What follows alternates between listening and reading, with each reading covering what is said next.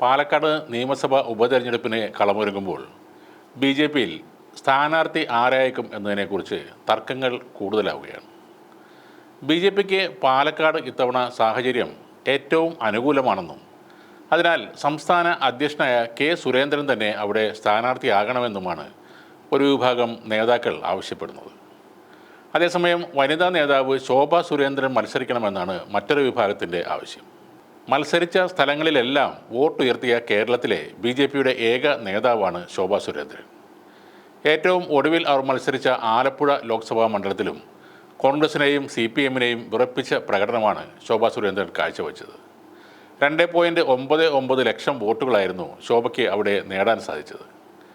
അതായത് കഴിഞ്ഞ ലോക്സഭാ തെരഞ്ഞെടുപ്പിൽ BJP സ്ഥാനാർത്ഥി നേടിയതിനേക്കാൾ 1 ലക്ഷത്തിലധികം വോട്ടുകളാണ് ശോഭ അവിടെ നേടിയത്. ഏറ്റവും അവസാനമായി സ്ഥാനാർത്ഥിത്വം പ്രഖ്യാപിച്ചിട്ട് കൂടി പ്രചരണം നടത്താൻ വേണ്ടത്ര സമയം ലഭിക്കാഞ്ഞിട്ട് കൂടി പാർട്ടിക്ക് വേണ്ടി വോട്ട് വിഹിതം ഉയർത്തിയത് ശോഭയുടെ പ്രതിച്ഛായ വർദ്ധിക്കാൻ കാരണമായിട്ടുണ്ടെന്നാണ് നേതാക്കൾ പറയുന്നത്. ഈ സാഹചര്യത്തിൽ ശോഭ പാലക്കാട് മത്സരിച്ചാൽ ഉറപ്പായും സീറ്റ് പിടിക്കാമെന്നും നേതാക്കൾ കണക്കുകൂട്ടുന്നു. സ്ഥാനാർത്ഥിത്വം സംബന്ധിച്ച് BJP നടത്തിയ ആഭ്യന്തര സർവേയിലും ശോഭ സുരേന്ദ്രനാണ് പിന്തുണ കൂടുതൽ ലഭിച്ചത്. മുതിർന്ന നേതാവും മുൻ BJP അധ്യക്ഷനുമായിരുന്ന കുമ്മനം രാജശേഖരൻ്റെ നേതൃത്വത്തിലാണ് ഈ സർവേ നടത്തിയത്. സർവേയുടെ വിവരങ്ങൾ ഉടൻ സംസ്ഥാന ദേശീയ നേതൃത്വത്തിന് കൈമാറുന്നതാണ്. സംസ്ഥാനത്ത് 2021 നിയമസഭാ തെരഞ്ഞെടുപ്പിൽ BJP 2ാം സ്ഥാനത്തെത്തിയ മണ്ഡലമാണ് പാലക്കാട്. അവസാന നിമിഷം വരെ BJPക്ക് വേണ്ടി മെട്രോമാൻ E. ശ്രീധരൻ ഉജ്ജ്വല പോരാട്ടമാണ് നടത്തിയത്. കോൺഗ്രസ് സ്ഥാനാർത്ഥിയായ ഷാഫി പറമ്പിലിനോട് പാലക്കാട് അദ്ദേഹം ഇഞ്ചോടിഞ്ച് പോരാട്ടം തന്നെയാണ് കാഴ്ചവെച്ചത്. ഒടുവിൽ 3858 വോട്ടുകളുടെ ഭൂരിപക്ഷത്തിൽ ഷാഫി അവിടെ വിജയം സ്വന്തമാക്കുകയായിരുന്നു. ഇപ്പോൾ ഷാഫി പറമ്പിലിൻ്റെ അഭാവത്തിൽ ഒന്ന് ആഞ്ഞു പിടിച്ചാൽ പാലക്കാട് മണ്ഡലം കയ്യിലെടുക്കാം എന്നാണ് BJP വിലയിരുത്തുന്നത്. കെ സുരേന്ദ്രനെയും ശോഭ സുരേന്ദ്രനെയും കൂടാതെ C. കൃഷ്ണകുമാറിൻ്റെ പേരും അവിടെ പറഞ്ഞു കേൾക്കുന്നുണ്ട്.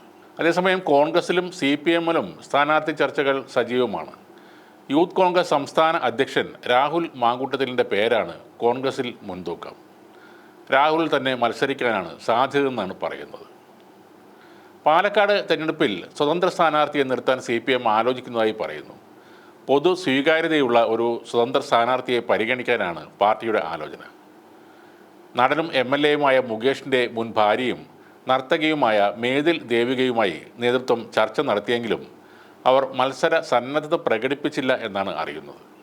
ഇപ്പോഴത്തെ രാഷ്ട്രീയ സാഹചര്യത്തിൽ ഈ ഉപതെരഞ്ഞെടുപ്പിൽ വിജയം ഉറപ്പാക്കുക CPM-ന് ഒരു അഭിമാന പ്രശ്നം തന്നെയാണ്. ഈ സാഹചര്യത്തിലാണ് പലതവണ പാളിപ്പോയതാണെങ്കിലും വീണ്ടും സ്വതന്ത്രരെ നിർത്തിയുള്ള പരീക്ഷണത്തിന് പാർട്ടി തയ്യാറാവുന്നത്.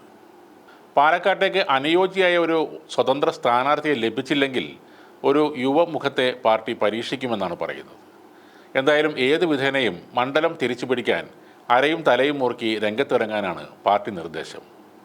ലോക്സഭാ തെരഞ്ഞെടുപ്പിലെ തോൽവിയുടെ ക്ഷീണം തീർക്കാൻ ഇടതുമുന്നണിക്ക് ഇത്തവണ പാലക്കാട് വിജയിച്ചേ മതിയാകൂ.